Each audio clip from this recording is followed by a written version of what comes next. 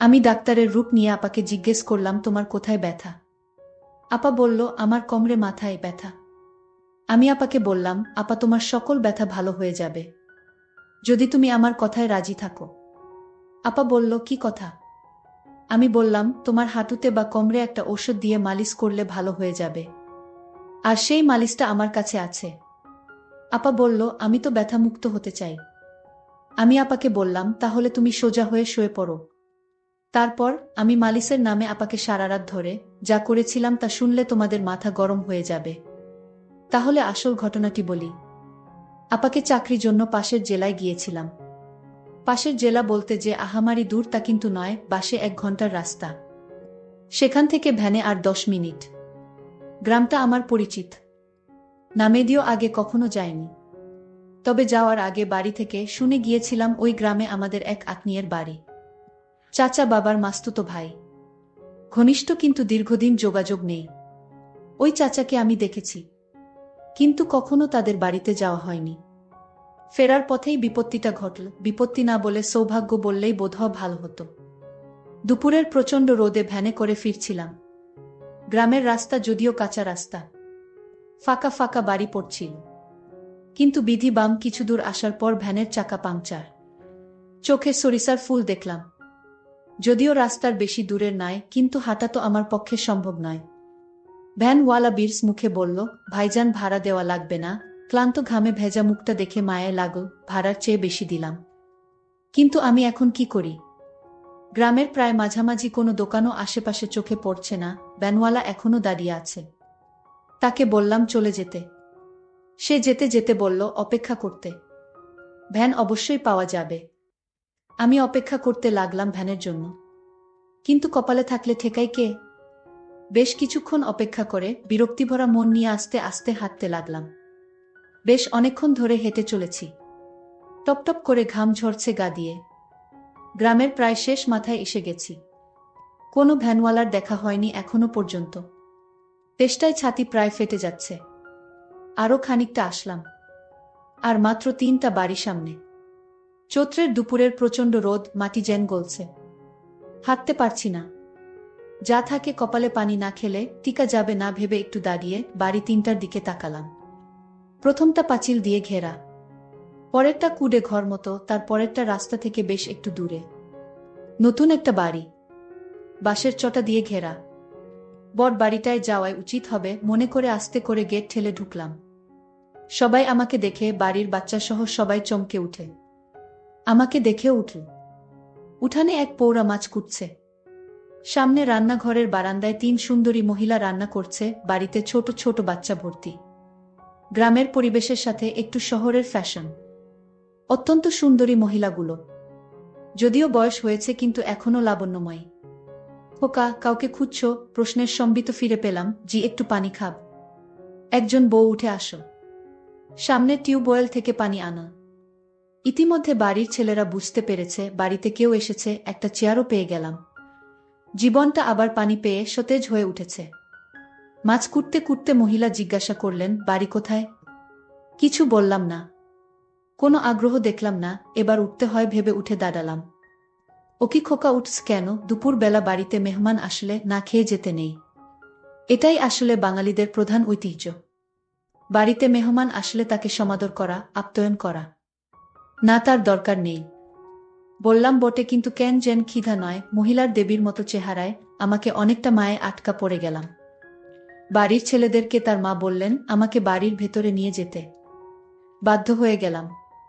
বেশিক্ষণ অপেক্ষা করতে হলো না, 10 মিনিটের মধ্যেই ভাত চলে আসো। এতক্ষণ একা বসে বোর ফিল করছিলাম, কিন্তু যেই তাকে দেখলাম, ক্লান্তি আর বোর যেন এক নিমেষে উধাও হয়ে গেল। খুব সুন্দর দেখাচ্ছে তাকে। বোধহয় মুখে কিছু ক্রিম মেখে এসেছে। অপূর্ব সুন্দর দেখতে, শ্রদ্ধা করার মতো চেহারা। কিন্তু একটু গভীরভাবে দেখলে শ্রদ্ধার সাথে সাথে অন্য কিছু করতেও ইচ্ছা করবে। সুন্দরী বাঙালি মায়েদের মতো। আমি ভাত খাওয়া শুরু করলাম। তোমাদের ওখানে আমার এক দেওরের বাড়ি আছে। কথা শুনে আবার তাকালাম।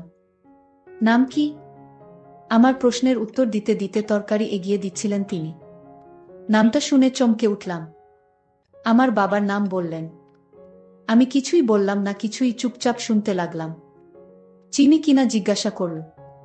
হ্যাঁ বোধক মাথা নাড়ালাম। পাঠকরা বিরক্ত হচ্ছেন বোধহয়। বিরক্ত করার জন্য দুঃখিত। হঠাৎ করে পাওয়া এই আত্মীয় বাড়ি আর আত্মীয়ের পরিচয় দেওয়ার কারণ শুধু একটাই, তার মেয়ের চেহারাটা অনেক সুন্দর। যাই হোক, কিছুক্ষণ পরে চাচাও বাড়িতে আসলেন। খাওয়া দাওয়া শেষে বিশ্রাম, কিন্তু যেহেতু আমার সময় কম তাই চাচি আমাকে তার খাওয়া বন্ধ রেখে এগিয়ে দিতে আসলেন। ওই সামনের বড় বাড়িটা তোমার বড় আপাদের। ইতিমধ্যে জেনে গেছি আমার এই চাচির 4 ছেলে আর 2 মেয়ে। বড় মেয়েটার বাড়ি ওইটা। চল দেখা করে আসি। কোনো ছোটবেলায় তোমাকে দেখেছে। চাচির সাথে থাকতে কেমন যেন মায়া অনুভব করছিলাম।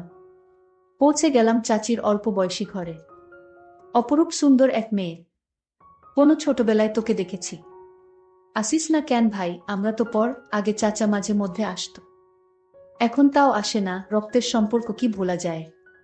একনাগাড়ে বলে চলেছে আপা। আমাকে পেয়ে যেন তার কথা ফুরাচ্ছে না। ও খোকন, দেখ কে এসেছে। বছর 20 এক ছেলে বেরিয়ে আসল ঘর থেকে। পরিচয় হল আপার ছেলে। ছোট নয়, 7 বছরের আরো একটা ছেলে আছে। তাকে দেখলাম না। শুনলাম স্কুলে গেছে। আরো অনেক কিছু শুনলাম। চাচি ইতিমধ্যে চলে গেছে, সেজন্য বোধহয় তাদের প্রতি আমার মায়া সবসময় বেশি। আর এমন মেয়ে দেখলেই জীবনের একটা কঠিন সিদ্ধান্ত নিলাম, আমার একটা কিছু করতে হবে। আমি তো লোভ সামলাতে পারছি না। বাস্তব উদাহরণ আমার সামনে। আবার খেতে ভাত খেতে হলো। পেট ভরা, কিন্তু এমন সুন্দর কেউ রেঁধেছে ভাবতে বেশি করেই ভাত খেলাম। খাবারটা অনেক স্বাদ ছিল। যেমন উনি সুন্দর তেমন তার হাতের রান্না করা খাবার। অনেকে গল্প শুনলাম, ছোটবেলায় আমি কেমন ছিলাম, আপার কাছ থেকে যেতে চাইতাম না, ইত্যাদি ইত্যাদি। তবে সবচেয়ে মনোমুগ্ধকর যে কথাটা শুনলাম সেটা হলো, আপার বয়স যখন 14 তখন তার বিয়ে হয়েছিল। পরের বছর ছেলে, তারপরেরটা অনেক আসার পর দুলাভাই বিদেশ গেছে। 2 বছর আগে একবার বাড়ি যদিও এসেছিল, কিন্তু 1 মাসের বেশি থাকতে পারেনি। বড় ছেলেটাও বিদেশ ছিল, কিন্তু কি কারণে যেন বাড়িতে চলে এসেছে 3 মাস পরে। আবার যাবে। সমস্যা হচ্ছে তাই নিয়ে আমার কোনো যোগাযোগ আছে কিনা দালালদের সাথে, ইত্যাদি ইত্যাদি। কথা যেন শেষ হয় না আপার। কিন্তু আমার মনে তখন বইছে অন্য ঝড়। এত সুন্দরী মহিলার স্বামী আজ 7 বছর বিদেশে। উনি একা একা কিভাবে সময় পার করে ভাবতে লাগলাম। আপা বলতে লাগলেন, তারপরে আবার ছেলে নিয়ে বিপদে আছে, সহজ টার্গেট। কিন্তু কিছুক্ষণ পরেই আমার ভুল ভাঙল। মেয়েদের চোখ জহুরির চোখ। আমি তার ছোট ভাই, যে আমাকে ছোটবেলায় অনেক সময় সাথে নিয়ে ঘুরেছে। ভালোবাসে, আদর স্নেহের অভাব তার কাছে আমার জন্য নেই। চাচার বাড়িতে না থাকতে চাইলেও বোনের বাড়ি থেকে খুব সহজে বের হতে পারলাম না। বোনের পেতে দেওয়া বিছানায় বিশ্রাম নিতে হলো। বোন আমার বাইরের কাজ গুছিয়ে এসে বসল আমার মাথার কাছে। আমার সাথে ছোটবেলার গল্প করতে লাগলো। আমার মামিও আমার পাশে এসে এভাবে গল্প করত। অনেক অনেক দিন দেখিনি তাকে। হঠাৎ যেন সেই মামির কথাও মনে পড়ে গেল। দীর্ঘদিনের অভিজ্ঞতায় জানি কিভাবে মেয়েদেরকে পটাতে হয়। সহজ তরিকা তাদের চেহারা আর সৌন্দর্যের প্রশংসা করা। সেটাই করছিলাম। বোন হঠাৎ বাইরে গেল। ছেলের গলার আওয়াজ পেয়ে। ভাগ্নে আমার খুব ভালো, সে বাইরে যাবে। 2 ভাই বোন একা হয়ে গেলাম। দেখ ভাই, আমাকে প্রশংসা করতে হবে না। তোর দুলাভাই আজ 7 বছর বিদেশ। অনেকে আমাকে চেষ্টা করেছে, কিন্তু সুযোগ কেউ পায়নি। তুই ভাই হয়ে বোনের দিকে। আপা, আমি কিন্তু খারাপভাবে বলেনি। আপনি আসলেই সুন্দর। না রে ভাই, এখন আর সুন্দর কই, আগে তো দেখিসনি। দেখলেও তোর মনে নেই। এখন গায়ের রং পুড়ে গেছে, বুড়ো হয়ে গেছি। বুঝলাম, অনেকে চেষ্টা করলেও আমি ব্যর্থ হচ্ছি না। অসৎ কেবল কাজ শুরু করেছে। তবে সময় দিতে হবে, ধীরে ধীরে আগাতে হবে। তড়িঘড়ি করলে সব হারাতে হবে। অনেকক্ষণ থাকলাম, বিভিন্ন কথা বললাম, শুনলাম। আসার সময় অন্যায় আবদারটা করেই বসলাম। এগিয়ে দিতে এসে তার ছেলের ব্যবস্থাটা করার কথা আর বলল না। চিন্তায় পড়ে গেলাম।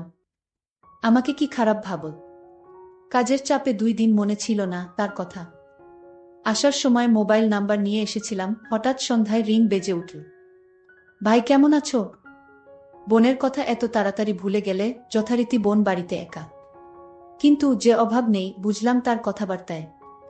আমাকে বসতে দিল কিন্তু বারান্দায়। এমন জায়গায় কিছু করা যাবে না। কৌশল খুঁজতে লাগলাম। বেশ কিছুক্ষণ কথা হলো বড় ছেলে নিয়ে। তারপরে আসল কৌশল প্রয়োগ করতে গেলাম। অধিকাংশ মেয়েদের কিছু কমন রোগ থাকে। মাজায় ব্যথা, মাথা ঘোরা, চোখে ঝাপসা দেখা ইত্যাদি ইত্যাদি। ঘরে যাওয়ার সুযোগ পাচ্ছি না। আমি বারান্দায় চেয়ারে বসা, আর বোন দাঁড়িয়ে দাঁড়িয়ে আমার সাথে কথা বলছে। আপনার প্রেশার কেমন আপা? শরীরও তো খারাপ মনে হচ্ছে। আর বলো না ভাই, প্রেশার ঠিক আছে, কিন্তু মাঝে মধ্যে মাথা ঘোরে, বেশিক্ষণ দাঁড়িয়ে থাকতে পারি না, মাজায় ব্যথা হয়। আমি এখন চিন্তা করতে শুরু করলাম। কোথায় ব্যথা দেখান তো, এই ব্যথা কোনো সমস্যা নাকি এখন এক ধরনের মালিশ পাওয়া যায়, ইত্যাদি ইত্যাদি। না থাক, দেখতে হবে না, ডাক্তার দেখাচ্ছি। আরে আপা, আপনি আমার কাছে লজ্জা করছেন। আপা, রোগ কিন্তু পুষে রাখতে নেই। এমনি আপনার অল্প বয়সে বাচ্চা হয়েছে। এ সমস্ত উপসর্গে পরে কিন্তু বড় রোগ হয়ে যেতে পারে। আরও দুলাভাই বাড়িতে নেই, এখন যদি আপনার একটা বড় রোগ হয়ে যায় তাহলে আপনার কি হবে ভেবে দেখেছেন আপা? ঘরে চলেন দেখি কোথায় সমস্যা। পুরন অভিজ্ঞতায় জানি এ সময় তাড়াহুড়া করতে যেমন নেই, তেমনি আয়ত্তের বাইরে যেতে ও দেওয়া যাবে না, তাহলে সব শেষ হয়ে যাবে। আপার আগে আমি ঘরে প্রবেশ করলাম। জানালা এখন অবধি বন্ধ। বিছানার উপর মশারি ঝুলছে। নিজে আগে যেয়ে বসলাম। আপাও আসল, কিন্তু দূরে টেবিলের কাছে দাঁড়াল। আপনার কোথায় ব্যথা হয় আসলে? আপা বললেন কোমরে, আর বেশি মাথায় ব্যথা হয়। আমার মাথায় বেশি ব্যথা হয়। নিঃশ্বাস নিতে কষ্ট হয়। আমার প্রশ্নে আমি জানি কি উত্তর দেবে, কেননা পরিশ্রম করার পর সবারই নিঃশ্বাস নিতে কষ্ট হয়। আপা উত্তরও তাই দিল। অনেকক্ষণ কাজ করলে নিঃশ্বাস নিতে কষ্ট হয়। শরীরে ব্যথা হয় কি? পাকা ডাক্তারের মতো প্রশ্ন করে যেতে লাগলাম। না, হালকা হয় বোধ হয়। বাম পাশে না ডান পাশে? মাঝে মাঝে হয় বাম পাশে। এর আগে কোনো চিকিৎসা নিয়েছেন আপা? না, আমি এর আগে কোনো চিকিৎসা নেইনি। কারণ বাড়ির নানান কাজে আমার সারাক্ষণ পড়ে থাকতে হয়। আর তাই সুযোগ পেলাম কোথায় ডাক্তারের কাছে যাওয়ার। আপা তুমি চিন্তা করো না, আমি ডাক্তারি পড়ালেখা করেছি। আমি প্রতিদিন একটা প্রাইভেট ক্লিনিকে রোগী দেখি। তারপর বোন বলল, তুই এত বড় ডাক্তার হয়ে গেছিস, সেটা তো আমি জানতাম না। আজ জানলাম। আমি বোনকে বললাম, তোমার যত সমস্যা আছে আমার কাছে বলো, আমি সমাধান করব। তোমার কি শুধু মাথা ব্যথা? তুমি তো মিথ্যা কথা বলছেন আমার সাথে। আপনার তো হাঁটুতেও ব্যথা হয়। হ্যাঁ হয়। নিঃশ্বাস নিতেও কষ্ট হয়। আসেন তো বসেন এখানে। আমি তাকে বললাম, নিঃশ্বাস নিন তো জোরে। আপা নিঃশ্বাস নিতে লাগল। আমি বললাম, আপা আপনার হাঁটুতে ব্যথা কতদিন ধরে? আপু বলল, অনেকদিন ধরে হাঁটুতে ব্যথা। আমি বললাম, আপা আমি আপনাকে একটা মালিশ দিব, সেই মালিশ যদি হাঁটুতে ব্যবহার করেন তাহলে ব্যথা দ্রুত ভালো হয়ে যাবে। আপা বলল, দেখ ভাই, আমি কোনো কাজকাম ঠিকমতো করতে পারি না। একটু বাড়ির কাজ করলেই আমার হাঁটুতে ব্যথা শুরু হয়ে যায়। আবার নিঃশ্বাস নিতে কষ্ট হয়। আমি আপাকে বললাম, আপা আপনি চাইলে এই রোগ থেকে মুক্তি পেতে পারেন। আমি বললাম, কিভাবে ভাই? আপা আপনি শুধু আমি যা বলবো তাই করবেন, তাহলেই আপনার শরীর থেকে সমস্ত ব্যথা সরে যাবে। আপনি আগের মতো ভালো করে ঘরের সমস্ত কাজ করতে পারবেন। আর আপনার নিঃশ্বাস নিতে কষ্ট হবে না। আমি ভাইয়ের কথা শুনে অনেকটা সাহস পেলাম। আমার পাশে এত বড় ডাক্তার থাকতে আমি তাকে কি হাতছাড়া করতে পারি? আমি বললাম, ভাই আমার এখন কি করতে হবে সেটা বল। আমি বললাম, আপনার হাঁটুর জয়েন্টে যে ব্যথা সেটা সরাতে গেলে আমি একটা ঔষধ দিব, সেটা দিয়ে প্রতিদিন ভালো করে মালিশ করতে হবে, তাহলেই ব্যথা সরে যাবে। আমি বললাম, তাহলে ভাই দাও সেই ঔষধ, আমি মালিশ করে নিব। ভাই বলল, তুমি নিজে নিজে তা পারবে না। আমি একদিন দেখিয়ে দিব, তারপর অন্য কাউকে দিয়ে মালিশটা করালেই ব্যথা কমে যাবে। ঠিক আছে ভাই, তাহলে তুমি ওষুধটা দিয়ে মালিশ করে দেখিয়ে দাও, আমি পরে বুঝে নিব। আমি মনে মনে ভাবলাম, আপা এইমাত্র লাইনে আসছে। আসলে আপার সত্যি সত্যি হাঁটুতে ব্যথা ছিল। আমি বললাম, আপু আজ তোমার বাড়িতে রাতে কে কে থাকবে? আপা বলল, কে আর থাকবে, আমি আমার ছেলে, আর কেউ তো নাই। আমি বললাম, তাহলে আপা আপনি আজ একা রুমে ঘুমাবেন? আপা বলল, কেন? আমি বললাম, আপনার জন্য আমি মালিশ নিয়ে আসবো তাই। ও তাই, ঠিক আছে, আমি তোমার জন্য অপেক্ষা করছি। আমি আপাকে বললাম, আপা আমি ফার্মেসি থেকে আপনার জন্য মালিশটা কিনে নিয়ে আসছি। আপা বলল, তুমি আমার জন্য এত কিছু করছো। আমি বললাম, ভাই তার বোনের জন্য এইটুকু করতে পারবে না। আমি মনে মনে চিন্তা করতে লাগলাম, এতদিনের স্বপ্ন আজ আমার পূরণ হতে চলেছে। আমি বাজার থেকে আপার বাসায় আসলাম। আপা বলল, তোমার জন্য আজ ভালো কিছু রান্না করেছি, আসো খেয়ে নাও। তারপর রাতের খাবার খেয়ে আমি বললাম, আপা তুমি এবার রুমে যাও, আমি আসছি। আপা তার রুমে গেল। আমি তার রুমে গিয়ে দরজা বন্ধ করে দিলাম। তারপর আপাকে বললাম, আপা আমি এবার তোমার চিকিৎসা শুরু করতে পারি। আপা বলল, না আমি তোমার লক্ষণ বুঝতে পেরেছি। আমি এইমাত্র চাচা আমার কাছে ফোন দিছিল। আমি চাচাকে বললাম, তোমার ছেলে নাকি ডাক্তার হয়ে গেছে। চাচা বলল, আরে কি বলো, ও তো মেট্রিক পাশ করেনি, তাহলে ও কি করে ডাক্তার হবে? ওর এসব ভণ্ডামি ছাড়া আর কিছুই নয়, ওর কথা তুমি বিশ্বাস করো না। আমি বললাম, আপা আসলে আমি। চুপ, তুই আর একটা কথাও বলবি না। তোর মতো মিথ্যাবাদীকে আমি কিছুইতে পছন্দ করি না। তুই এখন বের হয়ে যা। আমি তোকে অনেক বিশ্বাস করেছি, আর সেই বিশ্বাসের সুযোগ নিয়ে তুই আমার সাথে। ভাবতেই পারছি না। চলে যা আমার ঘর থেকে, তোর এই মুখ আর আমি দেখতে চাই না। আমি বাধ্য হয়ে আপার রুম থেকে বের হয়ে চলে আসলাম। আমার স্বপ্ন আর পূরণ হলো না। বন্ধুরা, আজকে গল্পটি কেমন লাগলো তা অবশ্যই কমেন্ট করে জানাতে ভুলবেন না। আর এরকম মজার মজার গল্প পেতে আমার চ্যানেলটিকে সাবস্ক্রাইব করে পাশে থাকবেন। ধন্যবাদ।